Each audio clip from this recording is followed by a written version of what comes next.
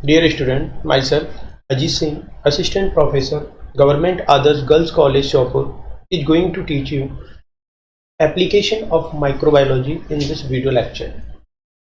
Microbes का हमारे life के हर हिस्से पे अपना एक इम्पैक्ट है। हमारी ज़िंदगी का कोई हिस्सा ऐसा नहीं है बच्चों जहाँ पे माइक्रोब्स का अपना एक रोल ना हो, लेकिन फिर भी एक करिकुलम के हिसाब से हम कुछ इम्पोर्टेंट एरियाज को एक यहाँ पे समराइज करेंगे और ये देखेंगे कि जो माइक्रोब्स हैं वो हमारी लाइफ पे क्या इम्पैक्ट रखते हैं। और जब भी हम बात एप्लीकेशन की करते हैं तो ऐसा नहीं है कि वहाँ पे हम सिर्फ पॉजिटिव एप्लीकेशंस को ही लेंगे, बहुत सारे नेगेटिव एप्लीकेशंस भी हैं, नेगेटिव इम्पैक्ट भी हैं, लेकिन यहाँ पर्टिकुलर वीडियो लेक्चर्स में हम सिर्फ पॉजिटिव इम्पैक्ट को ही लेके डिस्कस करेंगे। कर्ड माइक्रोब्स का अगर हम हाउस होल्ड प्रोडक्ट में रोल देखें तो हाउस होल्ड प्रोडक्ट में बहुत सारे ऐसे प्रोडक्ट बनते हैं जहाँ पे माइक्रोब जो है अपना रोल प्ले करते हैं। जैसे कर्ड जो है वो lactobacillus and other lactic acid bacteria जो होते हैं, जब भी इनको मिल्क में ग्रो कराया जाता है तो ये करते क्या हैं, ग्रो करने पे मिल्क शुगर और मिल्क ये वहाँ पे जब ग्रोथ करते हैं तो ऑर्गेनिक एसिड फॉर्म करते हैं और ऑर्गेनिक एसिड के रूप में ये वहाँ लैक्टिक एसिड बनाते हैं और लैक्टिक एसिड बनाने के कारण जो प्रोटीन है, जो केसीन प्रोटीन है, वो कोगुलेट हो जाती है। कोगुलेट कहते हैं, थोड़ा सा प्रेसिपिटेट फॉर्म में आ जाती है, सॉलिड फॉर्म में आ जाती है, उसको कहते हैं कोगुलेट। जैसे अंडे को आप बॉईल करते हो तो अंडे में भी प्रोटीन होती है, लेकिन जैसे उसको गर्म करते हो तो वो सॉलिड फॉर्म में आ जाती है। तो प्रोटीन का सॉल्युबल फॉर्म से इनसॉल्युबल फॉर्म में आना या सॉलिड फॉर्म में कन्वर्ट हो जाना कोगुलेशन कहलाता है। तो जैसे ही वहाँ पे लैक्टिक एसिड बहुत ज़्यादा थोड़ा सा प्रोड्यूस हो जाएगा तो जो प्रोटीन है वो कोगुलेट हो जाती है। और ऐसा क्यों होता है? क्योंकि वहाँ पे लैक्टिक एसिड प्रोड्यूस हो चुका है। लैक्टिक एसिड इतना ज़्यादा क्यों बन रहा है? क्योंकि वहाँ पे लैक्टोबैसिलस की ग्रोथ हो रही है। जो कर्ड है उसको ज़्यादा न्यूट्रिशियस माना जाता है एज कम्पेयर टू मिल्क, क्योंकि कर्ड के अंदर बहुत सारे ऐसे विटामिन हैं जो मिल्क में नहीं होते या बहुत कम होते हैं। और इसमें एक विटामिन बहुत ज़्यादा कॉमन है, vitamin B12। Vitamin B12 usually milk में नहीं होता, लेकिन कर्ड के अंदर ये पाया जाता है, तो इसलिए कर्ड को बहुत अच्छा माना गया है। इसके अलावा चीज जो है वो partially degraded concentrate of milk fat and casein protein. ठीक है, तो केसिन प्रोटीन और मिल्क फैट का पार्शियल डिग्रेडेशन वाला एक पर्टिकुलर प्रोडक्ट जो होता है वो चीज कहलाता है। ये भी काफ़ी एक ओल्ड फूड आइटम्स हैं। वैसे चीज जो हैं वो कई टाइप के होते हैं अगर हम देखें तो, लेकिन इसमें कुछ चीज़ ऐसे होते हैं जो बैक्टीरिया के द्वारा बनाए जाते हैं और कुछ चीज़ ऐसे होते हैं जो फंगस में, स्पेसिफिक एक टाइप का फंगस होता है पेनिसिलियम, उसके द्वारा बनाए जाते हैं। जैसे यहाँ पे अगर हम स्विस चीज़ की बात करें तो जो स्विस चीज़ है वो प्रोपियोनी बैक्टीरियम सरमानी, इसके द्वारा यहाँ पे बनाया जाता है स्विस चीज़। इसके अलावा दो और बहुत ज़्यादा फेमस चीज़ हैं, रॉकफोर्ट चीज़ जो कि फंगस पेनिसिलियम रॉकफोर्टी के द्वारा बनाया जाता है। इसके अलावा कैमम्बर्ट चीज़, ये भी पेनिसिलियम कैमम्बर्टी के द्वारा बनाया जाता है। तो वो बाकी जो हमने दो टाइप पढ़े, रॉकफोर्ट चीज़ एंड कैमम्बर्टी चीज़, वो फंगस के द्वारा बनाए जा रहे हैं। और कौन सा फंगस है? पेनिसिलियम है, जिसको हम फंगस में पढ़ेंगे। लेकिन अगर हम बैक्टीरिया के केस में देखें तो एक चीज़ बहुत ज़्यादा कॉमन है, वो है स्विस चीज़ और प्रोपियोनी बैक्टीरियम सरमानी बैक्टीरिया के द्वारा इसको सिंथेसाइज किया जाता है। इसके अलावा यहाँ पे डोसा इन इडली बहुत ज़्यादा फेमस साउथ इंडियन ये फूड आइटम्स हैं। डोसा इन इडली को फर्मेंटेशन के द्वारा, राइस एंड ब्लैक ग्राम के फर्मेंटेशन के द्वारा सिंथेसाइज किया जाता है और इनका फर्मेंटेशन जिस बैक्टीरिया के द्वारा होता है उसका नाम है ल्यूकोनोस्टॉक एंड स्ट्रेप्टोकोकस बैक्टीरिया, राइट। इसके अलावा सोयाबीन एंड व्हीट को अगर हम फर्मेंट कराएं बैक्टीरिया के द्वारा तो यहाँ पे सोया सॉस बनता है जो brown flavoured and salty sauce होता है। इस सोया सॉस से 3 तरीके के फूड आइटम्स को हम बना सकते हैं। टेम्पे, इंडोनेशिया के अंदर ये फूड आइटम्स काफ़ी फेमस है इस नाम से टेम्पे। प्रोसेस यहाँ तक सेम है, यहाँ से थोड़ा सा अलग अलग नामों से ये सोया सॉस अलग अलग देशों में जाना जा रहा है। टेम्पे के नाम से इंडोनेशिया में खाया जाता है, टोफू के नाम से जापान में, एंड सूफू के नाम से चाइना में सोया सॉस को खाया जाता है। इसके अलावा अदर डेयरी प्रोडक्ट्स भी हैं जो बैक्टीरिया के द्वारा बनाए जाते हैं, जैसे कर्ड तो हमने पढ़ ही लिया, लैक्टोबैसिलस एसिडोफिलस बैक्टीरिया के द्वारा बनता है। योगर्ट, ये भी एक टाइप का कर्ड का ही मॉडिफिकेशंस है। लैक्टोबैसिलस बल्गैरिकस एंड स्टेप्टोकोकस थर्मोफिलस, ये बैक्टीरिया यहाँ पे यूज होते हैं। बटर मिल्क काफ़ी पिया होगा आप लोगों ने। स्टेप्टोकोकस क्रीमोरिस, स्टेप्टोकोकस लैक्टिस, ये दो बैक्टीरिया बटर मिल्क में बहुत ज़्यादा हम यूज करते हैं। और क्रीम, स्टेप्टोकोकस क्रीमोरिस एंड कैमम्बर्ट चीज। ये देखिए मैं पहले इस चीज़ की बात कर रहा था वहाँ पर, ये जो है ये बैक्टीरिया नहीं, हालांकि मैंने इसको यहाँ पर डिस्कस कर दिया है, लेकिन ये एक फंगस है, पेनिसिलियम कैमम्बर्टी। तो ये माइक्रोब्स में यहाँ पे चूँकि काफ़ी एक कॉमन नेम है इसलिए यहाँ पे इसको इंक्लूड कर लिया गया है। माइक्रोब्स जो है इसके इंडस्ट्रियल बहुत सारे ऐसे प्रोडक्ट्स भी हैं जो इंडस्ट्री में हम इनको लार्ज स्केल पे बनाते हैं with the help of microbes. जैसे एंटीबायोटिक्स, ऐसा कोई भी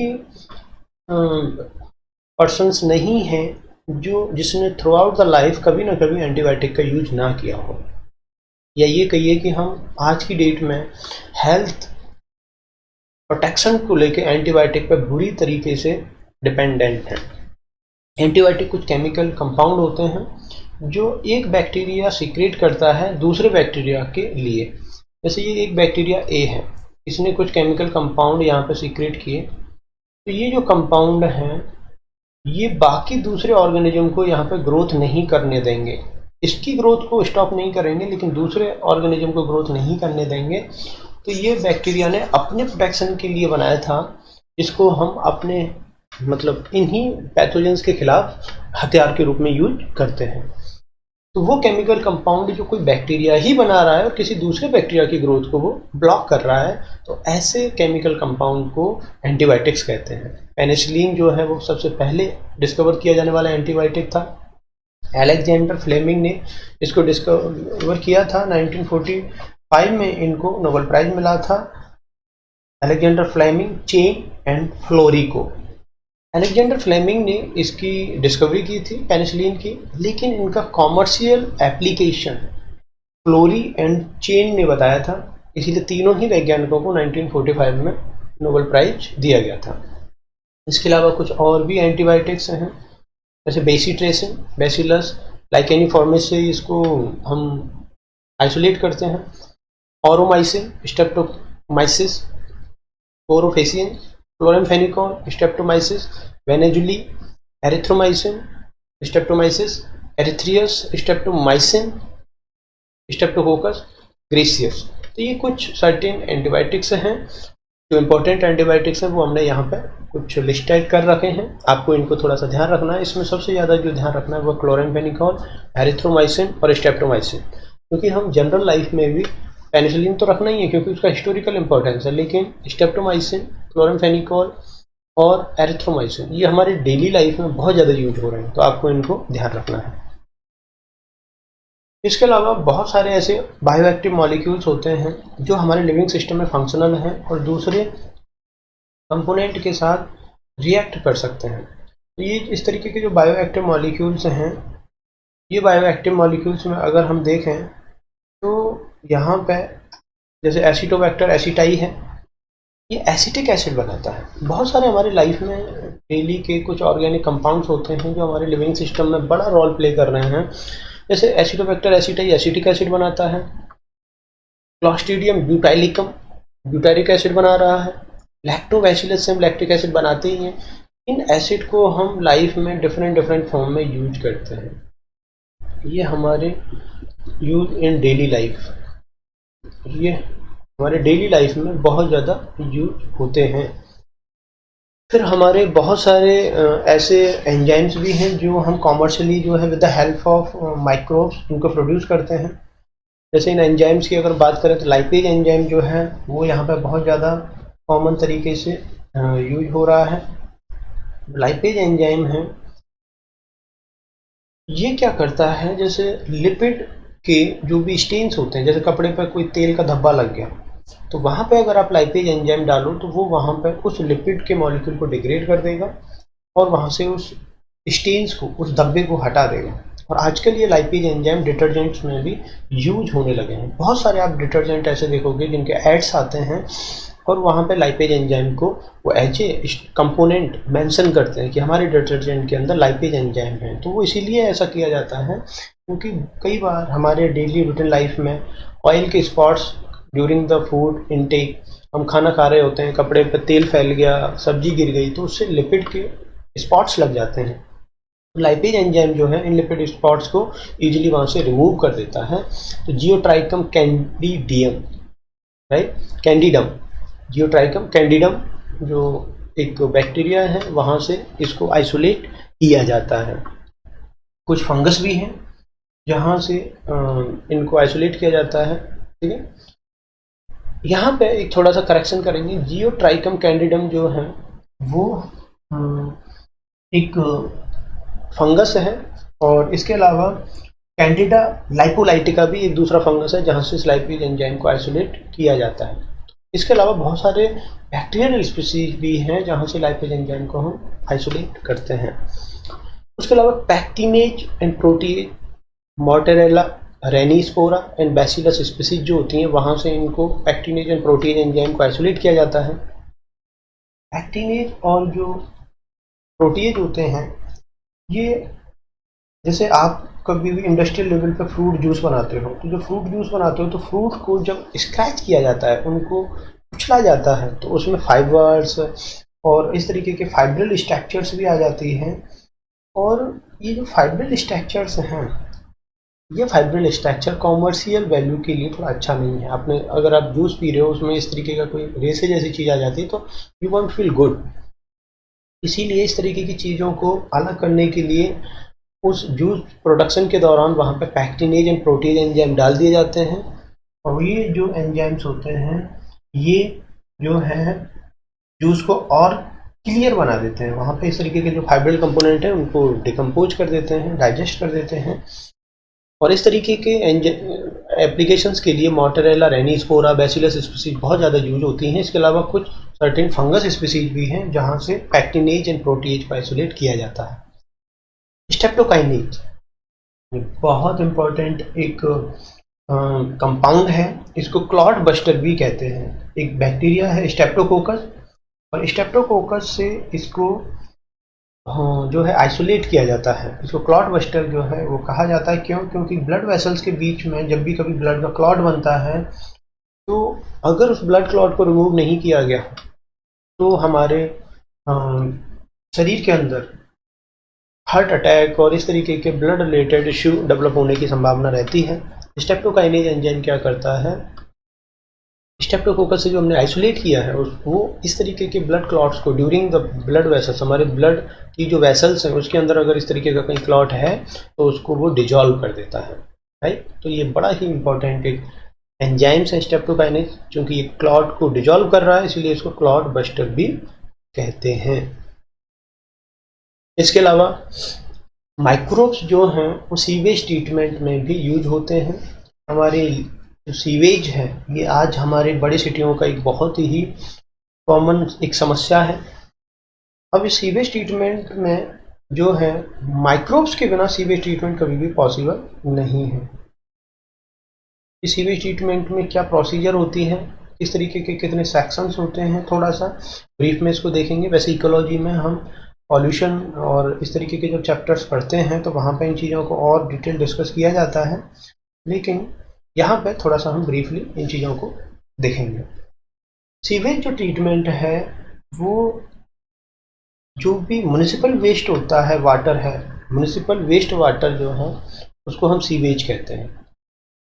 और यहाँ पे बिना बैक्टीरिया के ये ट्रीटमेंट पॉसिबल नहीं है। आपको एक चीज़ और याद रखनी है, सीवेज ट्रीटमेंट जो है ऑर्गेनिक मैटर इसमें बहुत ज़्यादा होता है। नहीं, ऑर्गेनिक मैटर इसमें बहुत ज़्यादा होता है। डिफरेंट टाइप के पॉल्यूटेंट होते हैं, वो पॉल्यूटेंट इनऑर्गेनिक हो सकते हैं, ऑर्गेनिक हो सकते हैं, मेटल्स हो सकते हैं। इस तरीके की जो चीज़ें हैं इसमें बहुत पाई जाती हैं। तो सीवेज जो ट्रीटमेंट है इसमें जो बैक्टीरिया काम करेंगे वो हेटेरोट्रॉफिक होते हैं, क्योंकि वो बैक्टीरिया इस ऑर्गेनिक मैटर को डिकम्पोज करेंगे। अगर वो ऑटोट्रॉफिक होते, खुद खाना बनाते, तो इस ऑर्गेनिक मैटर की उनको ज़रूरत ही नहीं होती। इसलिए मोस्टली जो बैक्टीरिया सीवेज ट्रीटमेंट में काम करते हैं वो हेटेरोट्रॉफिक होते हैं। सीवेज ट्रीटमेंट जो है उसमें 3 सेक्शंस होते हैं, primary treatment, secondary treatment and tertiary treatment. जब भी कोई सीवेज ट्रीटमेंट किया जाता है तो सीवेज प्लांट में किया जाता है। सीवेज प्लांट में क्या करते हैं कि जब भी वो वेस्ट आता है तो उसमें बहुत सारे कंकड़, पत्थर, प्लास्टिक, पॉलीथीन, डब्बे, डब्बियाँ, इस तरह की चीज़ें मिली रहती हैं। पहले वो प्राइमरी ट्रीटमेंट में जाता है, जहाँ पर पहले उसको फिल्टर किया जाता है, छाना जाता है, ताकि जो भी ऐसी चीज़ें हैं जिनको डिकम्पोज नहीं किया जा सकता उनको रिमूव किया जा सके। फिर सेडिमेंट किया जाता है, मिट्टी को बिठाया जाता है। फिर सेकेंडरी ट्रीटमेंट में प्राइमरी ट्रीटमेंट के बाद भेजा जाता है। सेकेंडरी ट्रीटमेंट में अब उनको बैक्टीरिया के द्वारा ट्रीट कराया जाता है, जहाँ पर उसका मैक्सिमम ट्रीटमेंट होता है, क्योंकि यहाँ बैक्टीरिया इन्वॉल्व होते हैं इसलिए उसको बायोलॉजिकल ट्रीटमेंट कहते हैं। फिजिकल, और ये जो है प्राइमरी ट्रीटमेंट एक फिजिकल ट्रीटमेंट है। यहाँ पर आप कोई केमिकल रिएक्शन नहीं हो रही है, यहाँ पर फिजिकली इन सारी चीज़ों को जो डाइजेस्ट नहीं हो सकती, डिकम्पोज नहीं हो सकती, उनको अलग कर रहे हैं। सेकेंडरी ट्रीटमेंट के बाद आप उसको टर्सरी ट्रीटमेंट में भेज दे हो, और टर्सरी ट्रीटमेंट तभी किया जाता है जब अगर पानी को आपको रीयूज करना है। अगर आपको वाटर को रीयूज नहीं करना तो टर्सरी ट्रीटमेंट यूजुअली हम नहीं करते। इसके अंदर UV, reverse osmosis, right, ultraviolet treatment, इस तरीके क्लोरीन ट्रीटमेंट, इस तरीके के ट्रीटमेंट दिए जाते हैं। इसीलिए इस मेथड को फिजिको केमिकल ट्रीटमेंट कहते हैं। अगर आपको पानी को रीयूज नहीं करना है, सीधे वाटर बॉडीज को ट्रीट करके छोड़ देना है, तो आप सेकेंडरी ट्रीटमेंट के बाद भी उसको छोड़ सकते हो, टर्सरी ट्रीटमेंट में जाने की आवश्यकता नहीं है। अगर इसको एक फ्लो डायग्राम से समझें हम इस प्रोसेस को, तो इसको इस तरीके से हम एक्सप्लेन कर सकते हैं। यहाँ से वेस्ट वाटर आया सिटी से जो आया वेस्ट वाटर, उसको हमने प्रीलिमिनरी ट्रीटमेंट दिया, जिसमें प्राइमरी प्राइमरी ट्रीटमेंट होता है। प्राइमरी ट्रीटमेंट में हमने फिल्ट्रेशन किया, सेडिमेंटेशन किया, तो जो भी गंदगी थी जिसको हम डाइजेस्ट नहीं कर पाए वो बैठ गई, और उसको हम प्राइमरी स्लज के रूप में यहाँ से हटा लेते हैं। अब जो पानी है जिसमें सिर्फ और गंदगी है, राइट, जिसको हम डाइजेस्ट कर सकते हैं, उसको हमने सेकेंडरी ट्रीटमेंट में भेज दिया। ये टैंक जो सेकेंडरी ट्रीटमेंट वाला है। सेकेंडरी ट्रीटमेंट में 2 टैंक पाए जाते हैं। पहले टैंक में उसमें ऑक्सीजन मिक्स की जाती है, एयर मिक्स की जाती है, जिससे वहाँ पे बैक्टीरिया ग्रो करते हैं, और बैक्टीरिया और फंगस ग्रो होने के कारण वहाँ इस तरीके की फाइब्रस स्ट्रक्चर्स फॉर्म हो जाते हैं जिनको फ्लॉक्स कहते हैं। और यहाँ पे जो मैटर है डाइजेस्ट होने के बाद नीचे की तरफ बैठ जाता है। ये जो फ्लॉक्स हैं इनको हम दूसरे टैंक में, नेक्स्ट टैंक में भेज दिया जाता है, सेकेंडरी क्लैरिफायर कहते हैं। यहाँ पे ये फ्लॉक्स जो होते हैं इनको फर्दर और डिकम्पोज किया जाता है, और इसके बाद जो पानी बचेगा, क्योंकि जो ऑर्गेनिक मैटर है वो तो डाइजेस्ट हो चुका है, वो नीचे बैठ रहा है धीरे धीरे, और उसको हम निकाल लेते हैं इस तरीके से। वेस्ट एक्टिवेटेड स्लज कहलाता है वो, ये प्राइमरी स्लज कहलाता है। यहाँ से जो वेस्ट आता है और इनको डिस्पोजल कर दिया जाता है। ये जो वाटर है, इस वाटर को हम फाइनली बाहर रिलीज कर देते हैं। अगर मान लो इस वाटर को आपको रीयूज करना है, सिटी में बाहर सप्लाई करनी है, तो इसको ऐसे सप्लाई नहीं कर सकते। अब इसको टर्सरी ट्रीटमेंट भी देना पड़ेगा, और टर्सरी ट्रीटमेंट में हम इसको रिवर्स ऑस्मोसिस करेंगे, यूवी ट्रीटमेंट देंगे, राइट, क्लोरीन ट्रीटमेंट देंगे। तो इस तरीके के ट्रीटमेंट दिए जाते हैं, और इस तरीके से टर्सरी ट्रीटमेंट के बाद वाटर को सिटी में वापस सप्लाई कर दिया जाता है। इसको हम इकोलॉजी में और डिटेल पढ़ते हैं। यहाँ हमने हल्का सा आपके साथ एक आउटलाइन डिस्कशन किया। बायोगैस जो है उसके प्रोडक्शन में भी माइक्रोब्स यूज होते हैं। बायोगैस क्या है? मीथेन, तो CO2 and mixture of other gas, जिसमें हाइड्रोजन और H2S होती हैं, इनके मिक्सचर को ही हम बायोगैस कहते हैं। बायोगैस में 50 to 70% methane, 30 to 40% CO2 and approximately 10% hydrogen sulphide, इस तरह की गैसें पाई जाती हैं। इसकी कैलोरीफिक वैल्यू को अगर देखें, मतलब कितना एनर्जी ये हमें बायोगैस देता है, इसको अगर हम देखें तो 4429 kilocalorie per metre cube at 50% of methane content. अगर बायोगैस में 50% मीथेन कंटेंट है तो वो इतना कैलोरीफिक वैल्यू, इतनी कैलोरी एनर्जी हमें देता है। जो बायोगैस है वहाँ पे होता क्या है, ऑर्गेनिक मैटर, जैसे आप बायोगैस प्लांट में जब भी कोई गोबर या इस तरीके का डंग मटेरियल डालते हो तो वो ऑर्गेनिक मैटर है। उसमें तीन तरह की प्रोसेस होती हैं। सबसे पहले तो वो डिकम्पोज होता है। डिकम्पोज होने के कारण वो जो ऑर्गेनिक मैटर है यहाँ पे वो कॉम्प्लेक्स फॉर्म में है। ठीक है, जैसे कॉम्प्लेक्स फॉर्म है तो इसको पहले तोड़ा जाता है मोनोमर फॉर्म में। तो ये सिंपल फॉर्म है। सिंपल फॉर्म में जब वो तोड़ा जाएगा तो इस प्रोसेस को कहते हैं डिकम्पोजर। यहाँ पे जो बैक्टीरिया यूज होते हैं वो होते हैं डिकम्पोजर, और इस प्रोसेस को कहते हैं सॉल्युबलाइजेशन। जब ये मोनोमर फॉर्म में आ जाता है, सिंपल फॉर्म में आ गया है, तो अब फर्मेंटेशन बैक्टीरिया होते हैं। राइट, फर्मेंटेशन बैक्टीरिया यहाँ पे जब इसका फर्मेंटेशन करते हैं तो फर्मेंटेशन के बाद यहाँ पे एसिड बनते हैं, ऑर्गेनिक एसिड। इसलिए इस स्टेप को हम एसिडोजेनेसिस कहते हैं, सेकंड स्टेप को। ये है हमारा फर्स्ट स्टेप, ये है हमारा सेकंड स्टेप। एसिडोजेनेसिस में फर्मेंटेशन बैक्टीरिया रोल प्ले कर रहे हैं, और जो ऑर्गेनिक एसिड यहाँ बनता है वो फाइनली मीथेनोजेंस बैक्टीरिया के रिएक्शंस के द्वारा मीथेन में प्रोड्यूस हो जाता है। और मीथेन के अलावा यहाँ CO2, H2, H2S गैसें भी फॉर्म होती हैं। और मीथेन फॉर्मेशन के स्टेप को हम कहते हैं मिथेनोजेनेसिस, जो कि बायोगैस प्रोडक्शन का सबसे आखिरी स्टेप है, और इसके बाद हमारे लिए बायोगैस फॉर्म हो जाती है। मिथेनोजेनेसिस जो प्रोसेस है ये कम्प्लीटली एनएरोबिक है। मिथेनोजेंस आर्किबैक्टीरिया में भी ये चीज़ मैं डिस्कस कर चुका हूँ। इनको ऑक्सीजन बिल्कुल नहीं चाहिए, थोड़ा सा भी अगर इनको ऑक्सीजन मिला, ये ऑब्लिगेट एनएरोब्स एंड कीमो ऑटोट्रॉप्स होते हैं। जैसे मिथेनोजेंस में हमने जब पढ़ा था तो हमने यहाँ पढ़ा था कि भाई ये कीमो ऑटोट्रॉप एंड ऑब्लिगेट एनएरोब्स होते हैं। ठीक है, वो किस तरीके से ये प्रॉपर्टी होती हैं ये सारी हम डिस्कस कर चुके हैं। माइक्रोब्स को बायो कंट्रोल एजेंट के रूप में भी हम यूज करते हैं। जैसे बैसिलस थोरेंजिएंसिस एक बैक्टीरिया है जिसको हम शॉर्ट में BT भी बोलते हैं। ये एक टॉक्सिन प्रोटीन बनाता है जो कि बटरफ्लाई, कैटरपिलर और इस तरीके के अदर इंसेक्ट को कंट्रोल करता है। इनिशियली क्या किया जाता था, इस बैक्टीरिया के स्पोर को हम पानी में छिड़क के खेतों में छिड़क देते थे, पानी में डिजॉल्व करके। और जैसे ही इस स्पोर को कोई इंसेक्ट खाता था तो ये इंसेक्ट के अंदर होता क्या है, इस स्पोर के अंदर BT एक टॉक्सिन होती है। तो जैसे ही हम स्पोर छिड़कते थे तो BT टॉक्सिन इस स्पोर में होती थी, वो BT टॉक्सिन भी इंसेक्ट के अंदर चली जाती थी और उस इंसेक्ट के गट में पहुंच के, वहाँ पे गट में क्या होता है, एल्कलाइन मीडियम होता है। और इस BT टॉक्सिन जो होती है बैक्टीरिया में जब होती है तो वो इनएक्टिव फॉर्म में होती है, और इंसेक्ट के अंदर वो एल्कलाइन मीडियम में एक्टिव हो जाती है। और जैसे ही वो एक्टिव हो जाती है तो उसके गट्स में पोर डेवलप कर देती है, और पोर डेवलप होने के बाद इंसेक्ट के अंदर इंसेक्ट मर जाता है। तो इस तरीके से BT टॉक्सिन जो होती है वो किसी भी इंसेक्ट को मारती है। लेकिन बाद में इन वैज्ञानिकों ने क्या किया, स्पोर जो है उसके मैटर को ही ख़त्म कर दिया, उस BT स्पोर टॉक्सिन बनाने वाले जीन्स को ही डिफरेंट कुछ प्लांट में ट्रांसफ़र कर दिया थ्रू जेनेटिक इंजीनियरिंग, और उन प्लांट को इंसेक्ट से रेजिस्टेंट प्रोवाइड कर दी। जैसे BT crops, BT brinjal, BT cotton, तो जहाँ भी BT वर्ड आता है इसका मतलब कि इस बैक्टीरिया का जो BT जीन्स है, BT टॉक्सिन बनाने वाला जीन्स है, वो वहाँ पे मौजूद है, इसीलिए वहाँ BT वर्ड यूज हो रहा है। ठीक है, तो अब यहाँ पे एक बड़ा एक कंट्रोवर्सी आती है कि BT जो टॉक्सिन्स होती है वो हमारे लिए नुकसान करती है। तो देखिए, हमारा जो स्टमक होता है वो एसिडिक होता है, जबकि इस प्रोटीन को एक्टिव होने के लिए जो मीडियम चाहिए वो एल्केलाइन चाहिए। तो साइंटिस्ट हमेशा यही बात बोलते हैं कि हमारा जो डाइजेस्टिव सिस्टम है वो हमें प्रोटेक्शन दे रहा है इस प्रोटीन के खिलाफ, इस टॉक्सिन के खिलाफ। इसीलिए ये जो कंट्रोवर्सी है इसमें बहुत ज़्यादा घबराने की ज़रूरत नहीं है। BT toxins as per the scientist view safe.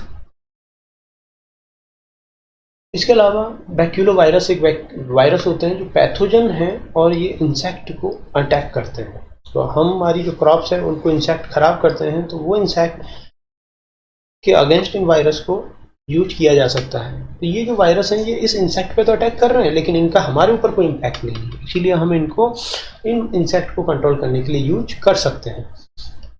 बैक्यूलो virus का एक जीनस है, मतलब इसी ग्रुप से एक जीनस है न्यूक्लियो पॉलीहेड्रोवायरस NPV। इस जीनस के जो वायरस होते हैं वो बहुत ज़्यादा बायो कंट्रोल में यूज किए जाते हैं, इंसेक्ट के बायो कंट्रोल में।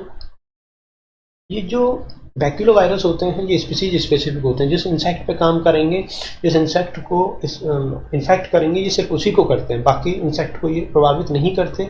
और नैरो स्पेक्ट्रम में बहुत ज़्यादा इंसेक्ट पे ये काम नहीं करते, बहुत ही सेलेक्टेड कुछ इंसेक्ट हैं।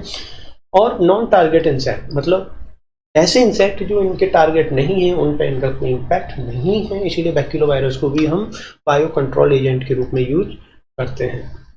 एग्रीकल्चर में भी इनका यूज है, nitrogen fixation system, free nitrogen को अमोनियम नाइट्रेट में कन्वर्ट करने को ही हम नाइट्रोजन फिक्सेशन सिस्टम कहते हैं। प्लांट फिजियोलॉजी के अंतर्गत हम इनको डिटेल पढ़ते हैं। सिम्बायोटिक और फ्री लिविंग नाइट्रोजन फिक्सेशन दो तरीके का पाया जाता है, जहाँ पर ये होस्ट के साथ मिलके दोनों को बेनिफिट दें, उसको सिम्बायोटिक नाइट्रोजन फिक्सेशन कहते हैं। अगर नोड्यूल फॉर्म हो रहा है तो भी हम इस तरीके का केस सिम्बायोटिक में देखते हैं, और सिम्बायोटिक में कुछ ऐसे भी केस हैं जहां ये प्लांट के अंदर पाए जा रहे हैं, दोनों को फायदा हो रहा है, प्लांट को भी और इस बैक्टीरिया को भी, लेकिन वहां कोई नोड्यूल नहीं बन रही।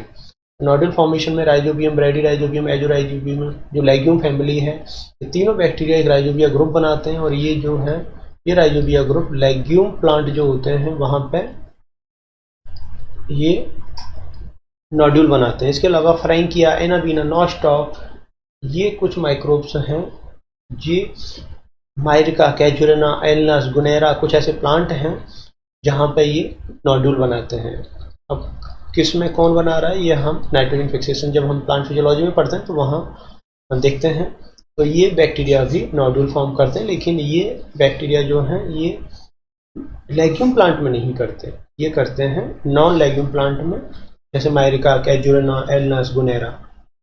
कुछ ऐसे भी हैं जो सिम्बायोटिक तरीके से तो नाइट्रोजन फिक्सेशन कर रहे हैं लेकिन नोड्यूल नहीं बना रहे, जैसे एजोला प्लांट के अंदर एनाबीना नॉस्टॉक होता है, कॉरिलॉइड रूट के अंदर जो है साइनोबैक्टीरिया होते हैं। तो इसको जो है ये हमने साइनोबैक्टीरिया में डिस्कस भी किया था, एजोला, कॉरिलॉइड रूट, इनके अंदर कौन सा साइनोबैक्टीरिया होता है, राइट।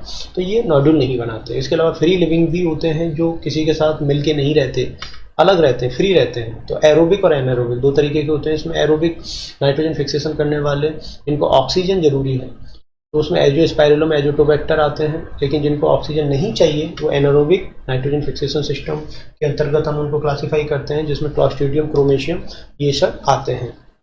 इसके अलावा जेनेटिक इंजीनियरिंग जो है वो पॉसिबल हो पाई है due to microbes only. Microbes में रेस्ट्रिक्शन एंडोन्यूक्लियेज होते हैं, प्लाज्मिड होते हैं, बैक्टीरियल स्ट्रेन्स होते हैं, जिनके बिना जेनेटिक इंजीनियरिंग में हम कुछ भी डीएनए के साथ चेंज नहीं कर सकते। डीएनए को सबसे पहले आपको काटना है, पीटना है, दूसरी जगह जोड़ना है, तो उसके लिए रेस्ट्रिक्शन एंडोन्यूक्लियेज एंड अदर एंजाइम्स आएंगे, राइट, एंड अदर एंजाइम्स। बिना रेस्ट्रिक्शन एंडोन्यूक्लियेज, बिना काट पीट के तो आप जीन के साथ कोई छेड़खानी कर ही नहीं सकते। तो रेस्ट्रिक्शन एंडोन्यूक्लियेज एंड अदर एंजाइम जो होते हैं वो जेनेटिक इंजीनियरिंग की बेसिक रिक्वायरमेंट होती है, और वो सब हमें माइक्रोब से मिलते हैं। किसी डीएनए को कहाँ कैरी करना है तो उसके लिए वेक्टर चाहिए। प्लाज्मिड जो है वो वेक्टर के रूप में सबसे ज़्यादा यूज होते हैं, राइट। तो प्लाज्मिड हमें माइक्रोब से ही मिलते हैं। फिर बैक्टीरियल स्ट्रेन, आप कोई भी मॉलिक्यूल को अगर एक्सप्रेस कराना चाहते हो, बनाना चाहते हो, तो वो भी हम बैक्टीरिया के अंदर ही बना सकते हैं। तो इसके लिए भी हम डिफरेंट बैक्टीरियल स्ट्रेन यूज करते हैं। तो कहने का मतलब है बिना माइक्रोब्स की हेल्प के हम जेनेटिक इंजीनियरिंग में हेल्पलेस सिचुएशंस में होते हैं।